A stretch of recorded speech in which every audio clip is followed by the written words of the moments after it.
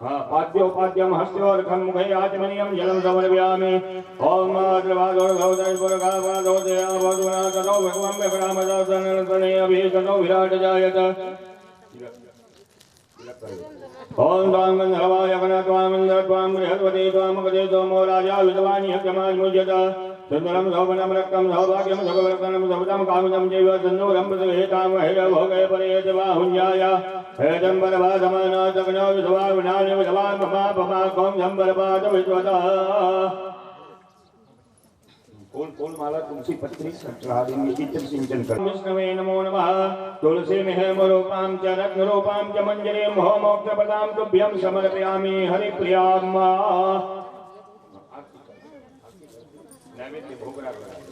ओम हिरकों अवि प्रजननमे अदुरतवीरकों सर्वगणकों स्वतये आत्मसने प्रजासने पशुतने लोकसन्नभसने अग्ने प्रजां बहुलामे करोत्वन्नं वयोरेतो समाधुधत्ता कदले गर्भसम्भोतं कर्परं तोपनते प्रजामारार्धिक्यम् अहं कर्मे पश्यमे वरदो भव।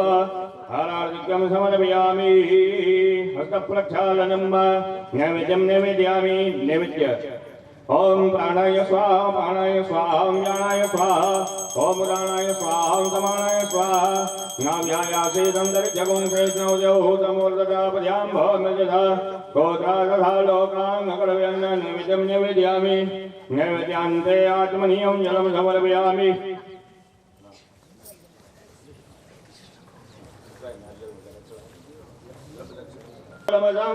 पराशरात्मजं वन्दे सुगदाय तपोनिज कस्तूरी तिलकं ललाटपटले वक्षस्थले कौस्तुभं नासाग्रे वरमौक्तिकं करतले वेणुकरे कङ्कणं सर्वाङ्गे हरिचन्दनं सुललितं कण्ठे च मुकुटावली गोपश्री परवेष्टितो विजयते गोपालचूडामणिः।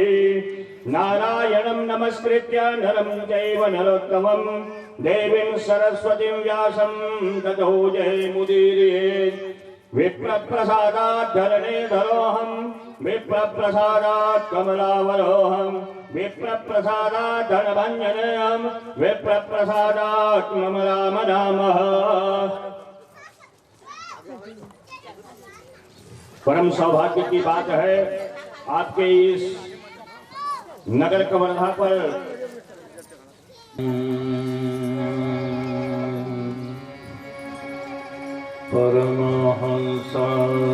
परमहंसास्वादित चरण कमल चिन्मकरंदाय भक्तजन मानस निवासाय श्री रामचंद्राय वागीशायस्य वदने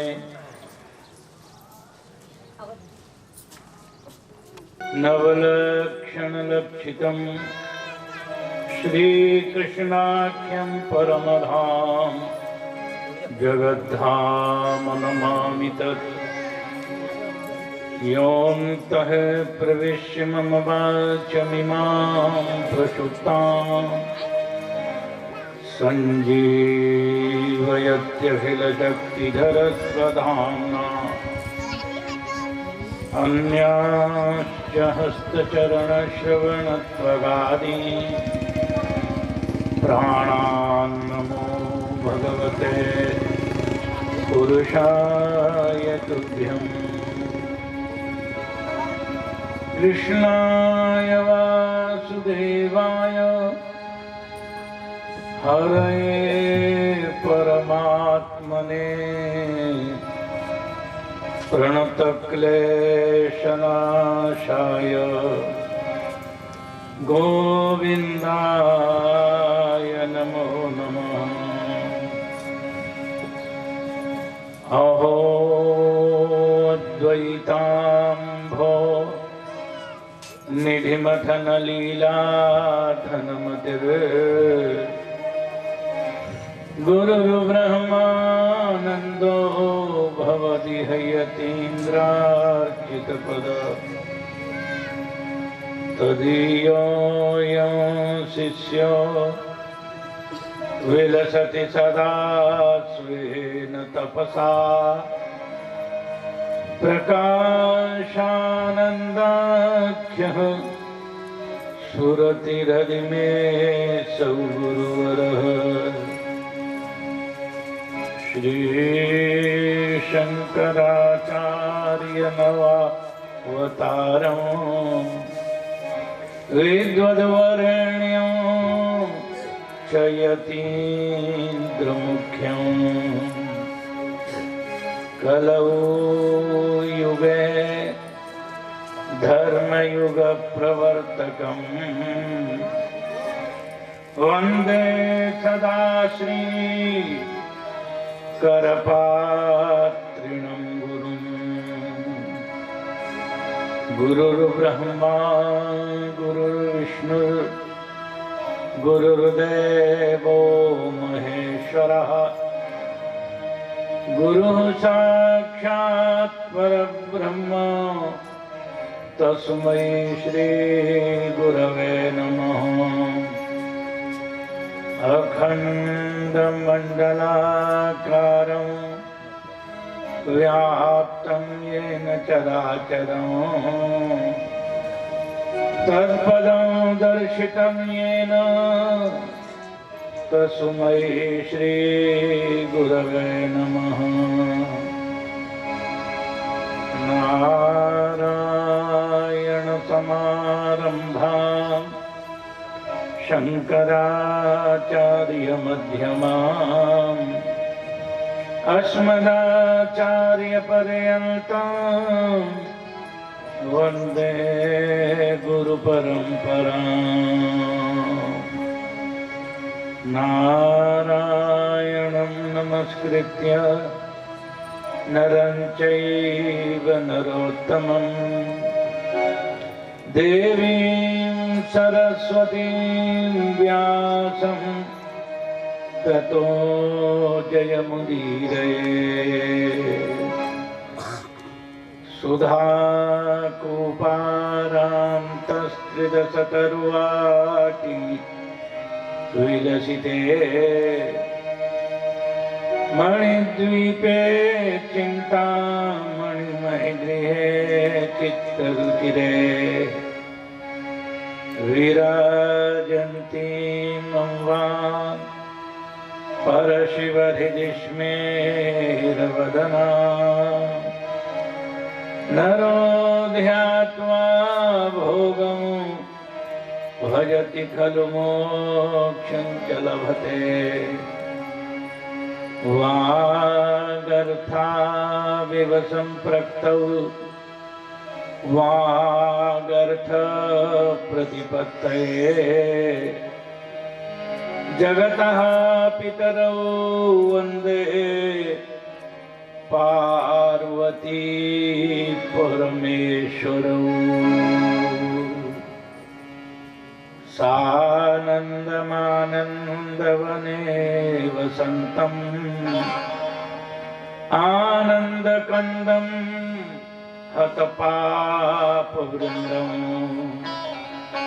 वाराणसीनाथमनाथनाथं श्रीविश्वनाथं शरणं प्रपद्ये। नमोस्तु रामाय सलक्ष्मणाय देव्यै च तस्यै जनकात्मजायै।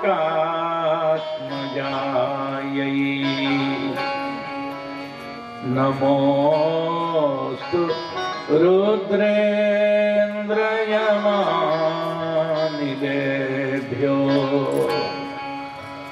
नमोस्तु चंद्राग्निमरुद्गणेभ्यः। बोलिए श्री वृंदावन बिहारी लाल की। अपने अपने हृदय में श्री राधा कृष्ण भगवान का ध्यान करते हुए कीर्तन बोलें। गोविंद जय जय गोपाल जय जय गोविंद जय जय गोपाल जय जय गोविंद जय जय गोपाल जय जय गोविंद जय जय गोपाल जय जय राधारमण हरि गोविंद जय जय राधा रमण हरि गोविंद जय जय राधारमण हरि गोविंद जय जय राधा रमण हरि गोविंद जय जय गोविंद जय जय गोपाल जय जय गोविंद जय जय गोपाल जय जय गोविंद जय जय गोपाल जय जय गोविंद जय जय गोपाल जय जय राधारमण हरि गोविंद जय जय राधा रमण हरि गोविंद जय जय अब प्रभु कृपा करो यही घाती अब प्रभु कृपा करो यही भांति सब कजी भजन करऊं दिन राति सब तज भजन करो दिन राति दीन दयाल विरुद्ध संहारी दीन दयाल विरुद्ध संभारी हरहु नाथ मम संकट भारी हरनाथ मम संकट भारी गोविंद जय जय गोपाल जय जय गोविंद जय जय गोपाल जय जय राधारमण हरि गोविंद जय जय राधा रमण हरि गोविंद जय जय राधारमण हरि गोविंद जय जय राधा रमण हरि गोविंद जय जय बोलिए श्री वृंदावन बिहारी लाल की जय हो धर्म की जय हो धर्म का नाश हो प्राणियों में सद्भावना हो विश्व का कल्याण हो गौ माता की जय हो गौ हत्या बंद हो परम पूजनीय धर्म सम्राट श्री स्वामी जी करपात्री जी महाराज की जय हो परम पूजनीय श्री गुरुदेव भगवान की जय हो परम पूजनीय श्रीमद जगद्गुरु शंकराचार्य भगवान की जय हो श्री सुखदेव जय हो श्री नारद जी महाराज की जय हो श्रीमद् भागवत महापुराण की जय हो हर हर महादेव। सज्जनों, अनंत कोट ब्रह्मांड नायक परात्पर पर ब्रह्म परमात्मा अकारण करुण करुणा वरुणालय नंद नंदन यशोदानंदन श्याम सुंदर मदन मोहन श्री कृष्ण भगवान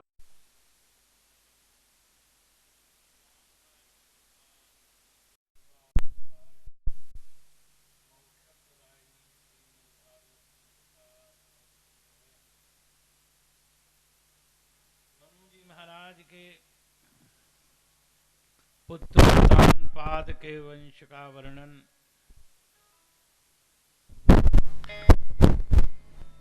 इसी वंश में भगवान के भक्त ध्रुव जी की कथा आप लोगों ने कल सुनी।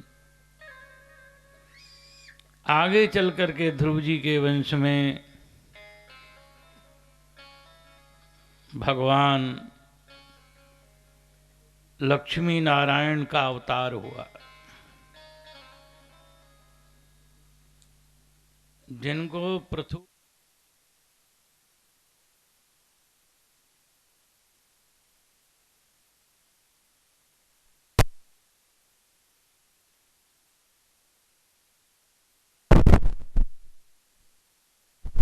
वानप्रस्थ और संन्यास, ये 4 आश्रम माने 4 रास्ते, भगवान को प्राप्त करने के 4 रास्ते हैं। किसी भी रास्ते को अपना लो, उस पर चलकर भगवान को प्राप्त कर सकते हैं। जैसे यहां से राजधानी रायपुर जाने के 4 रास्ते हों, किसी रास्ते को पकड़ लो, रायपुर पहुंच जाए। और भयम प्रमत्तस्य बने स्वपीशा यतः शास्त्रे सहसत् सपत्ना जितेन्द्रियस्यात्मरतेर्बोधस्य ग्रहाश्रमा किन्नु करोत्यवद्यम्। ये नहीं सोचना चाहिए कि ये दंडी स्वामी है, सन्यासी हैं, ये महात्मा, इन्हीं को भगवान की प्राप्ति हो। ऐसी बात नहीं है। अगर ये भी खराब कर्म करेंगे तो इनको भी नरक की प्राप्ति होती है।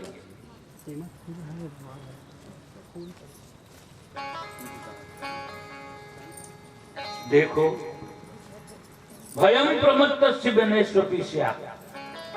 कोई सोचे कि हम जंगल में चले जाएंगे, भजन करके भगवान को प्राप्त करेंगे, तो नहीं कर सकता है।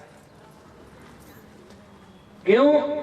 कि उसने अपनी शरीर, मन, बुद्धि और इंद्रियों को वश में नहीं किया है। जंगल में जाकर पशु पक्षियों से प्रेम कर बैठेगा, जंगल में जाकर मन से विषयों का स्मरण करता रहेगा, उसकी दुर्गति हो जाएगी। और जितेन्द्रियस्य आत्मरतेर्बुधस्य गृहाश्रमा किन्नु करोत्यवद्यम्। और जो जितेंद्रिय है, जो धर्मानुसार विषयों का उपभोग करने वाला है, धर्मानुसार विषयों का उपभोग माने जिस जाति में जन्म हुआ है उसी जाति की कन्या के साथ में विवाह करके धर्मानुसार विषयों का उपभोग करते हुए, पुत्र पुत्री उत्पन्न करते हुए, गृहस्थाश्रम के धर्म का पालन करते हुए, विषयों की कटुता, तीक्ष्णता, दुख रूपता का अनुभव कर, विषयों से, संसार से मन हटाकर भगवान के स्वरूप में लगाने वाला, अंतिम में भगवान का भजन करने वाले गृहस्थी को भी भगवान के वैकुंठ की प्राप्ति होती है। अनुचिते कर्मणि यह प्रवर्तते निवृत्त रागस्य गृहं तपोवन। जो गृहस्थी पाप नहीं करता है, अनुचित कर्म में प्रवृत्त रहता है, जो दुष्कर्म नहीं करता है, शुभ कर्म करता है, धर्मानुसार विषयों का उपभोग करते हुए और अपने घर में रहता है, तो उसके लिए घर घर नहीं तपोवन के समान होता है। जैसे तपोवन में तपस्वी तपस्या कर भगवान को प्राप्त करते हैं, वैसे ही सदगृहस्थी तपोवन रूप अपने घर में अपने बाल बच्चों में रहते हुए, धर्म का पालन करते हुए, भगवान का भजन, दान, पुण्य, तीर्थ यात्रा आदि करते हुए भगवान के लोक को प्राप्त करता है। जब इस प्रकार ब्रह्मा जी ने समझाया तो प्रियव्रत ने मान लिया और प्रजापतिर विश्वकर्मणा उपयेमे बर्हसिमतीम नाम, उन्होंने प्रजापति विश्वकर्मा की पुत्री बर्हसिमती के साथ में विवाह किया। 10 पुत्र उत्पन्न किए और सबसे छोटी ऊर्जस्वती नाम की एक कन्या उत्पन्न की। कहते हैं सबसे बड़े पुत्र का नाम आग्नेन्द्र। एक बार परिवर्त ने सोचा कि ये सारी पृथ्वी पर मेरा साम्राज्य, उस समय अखंड पृथ्वी थी, पृथ्वी के 7 टुकड़े नहीं हुए थे, अखंड भूमंडलाकार पृथ्वी थी।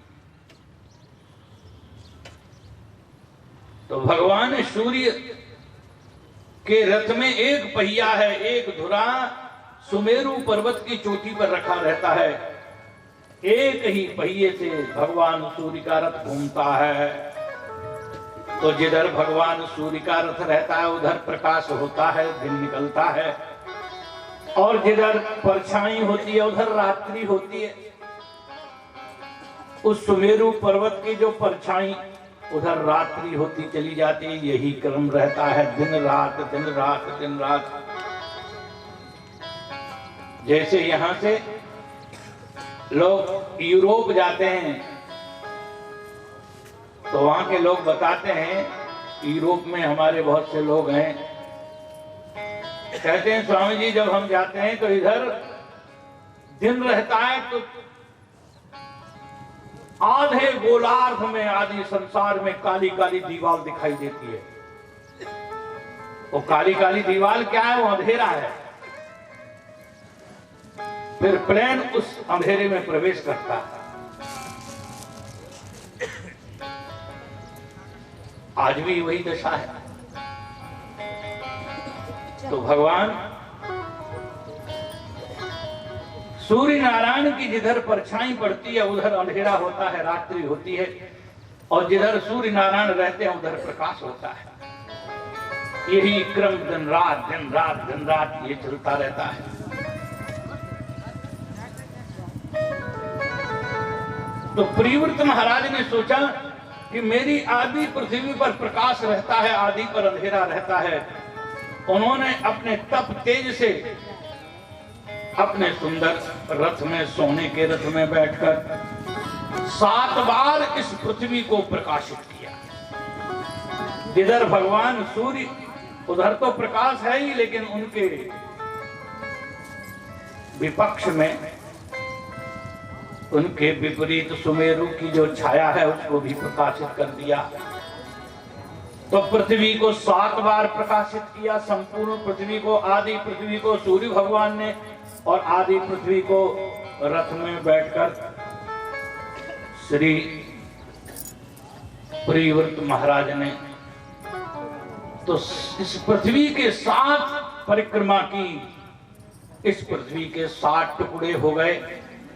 जम्बू द्वीप, प्लक्ष, शालमली, पुष्करंश, शाक और पुष्कर द्वीप हो गए, और 7 समुद्रों की रचना हुई। 7 समुद्र जो है, शारोदा, इक्षुरसोदा, सुरोदा, कृतोदा, क्षारोदा, दधिमंडोदा, शुद्धोदा, ये 7 समुद्रों की रचना हुई। जिस द्वीप में हम लोग रहते हैं इस द्वीप का नाम है जम्बू द्वीप। जम्बू द्वीप के चारों तरफ खारे पानी का समुद्र है, और आगे उत्तरोत्तर जो द्वीप हैं पहले पहले द्वीपों से 10-10 गुने अधिक बड़े हैं, और जो समुद्र हैं वो भी 10-10 गुने अधिक बड़े हैं। तो भागवत जी के अनुसार आज जितना संसार दिखाई देता है ये सारा संसार जम्बू द्वीप के अंतर्गत है, क्योंकि जितना भी समुद्र है संसार में सब खारे पानी का समुद्र है। तो जम्बू द्वीप के चारों तरफ खारे पानी का समुद्र है। उसके बाद प्लक्ष द्वीप है। प्लक्ष द्वीप इस जम्बू द्वीप से 10 गुना अधिक बड़ा है। उसके चारों तरफ इक्षुरसोदा, इक्षु कहते हैं गन्ने, गन्ने के रस का समुद्र है। उसके बाद शालमली द्वीप है। शालमली द्वीप उस प्लक्ष द्वीप से 10 गुना अधिक बड़ा है। उसके चारों तरफ सुरोदा माने शराब का समुद्र है। उसके बाद कुशद्वीप है, उसके चारों तरफ घृतोदा गऊ के घी का समुद्र है। उसके बाद क्रौंच द्वीप है, क्रौंच द्वीप के चारों तरफ क्षीरोदा क्षीर सागर है। और उसके बाद साकत द्वीप है, साकत द्वीप के चारों तरफ दधिमंडोदा मट्ठे का समुद्र है। उसके बाद पुष्कर द्वीप है, पुष्कर द्वीप के चारों तरफ शुद्धोदा शुद्ध मीठे जल का समुद्र है। इस प्रकार से उसके बाद सुखदेव जी महाराज ने भी हाथ खड़े कर दिए, कहा मैं नहीं जानता आगे क्या है। आगे चलकर लोकालोक पर्वत तक वर्णन किया सुखदेव जी ने। इन 7 द्वीपों का 7 समुद्रों का वर्णन करने के बाद लोकालोक पर्वत का वर्णन किया। उसके बाद हाथ खड़े कर दिए कि आगे क्या है ये मैं भी नहीं जानता।